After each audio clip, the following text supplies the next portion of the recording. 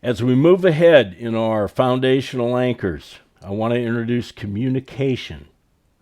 Communication will be the sixth anchor, and I think you will find this very interesting, the way that you're going to hear me talk about communication and then break it down, because there's way more than just that one word.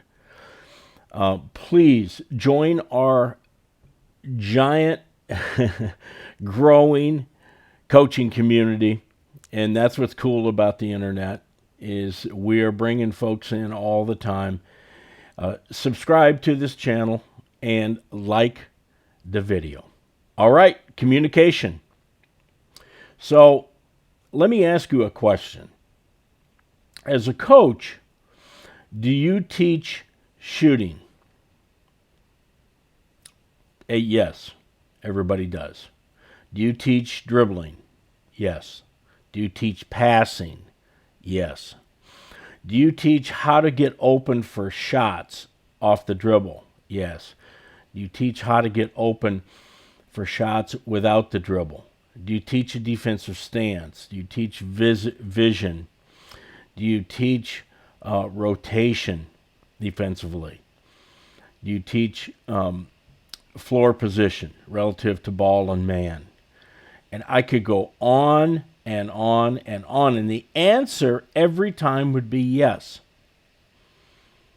Now, that's a lot of things that you're teaching. But yet, the number one thing that coaches complain about, the number one thing happens to be probably the number one thing that your team needs to do in order to be successful. And that's communicate. So, the first thing to think about, is it called talk or is it called communication? And again, if you think your players know that those are two words that mean the same thing, you're sadly mistaken, unless you've covered that with them. So, why is it that we teach all of those things, yet maybe the most important thing in basketball, communication, we don't teach? We plead with our players. We complain about our players. We're just overly frustrated with the fact that our players won't communicate. True. We do. There's not a coach that says our players don't talk or they don't talk enough. So, it brings us to really the main point of our number 6th anchor. What is communication, and do you teach it? If you teach shooting to make players better and increase their skills with shooting, do you also teach communication? And B, do you know how to teach communication? Now again, one of the things to make this series important at all and give you an opportunity to learn it all is if you are brutally honest with yourself.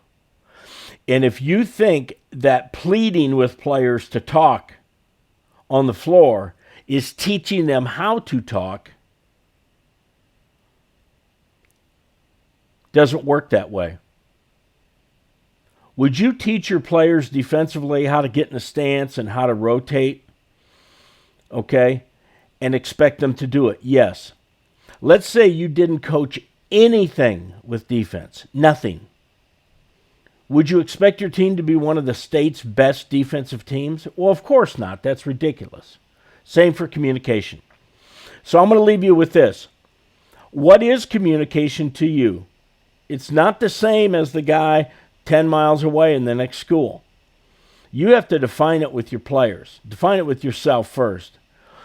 And number 2, do you know how to teach communication?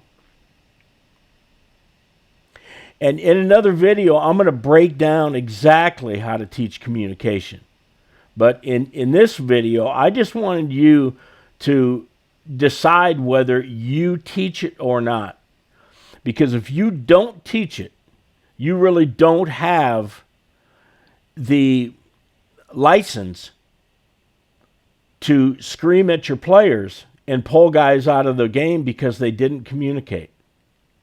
You're asking players to do something they've never been taught. And that's not the way you really want to run your program. Communication can win games. Communication can help build programs. Anchor number 6, communication. Define it, know how to teach it. Number 7 is around the corner. We'll see you then.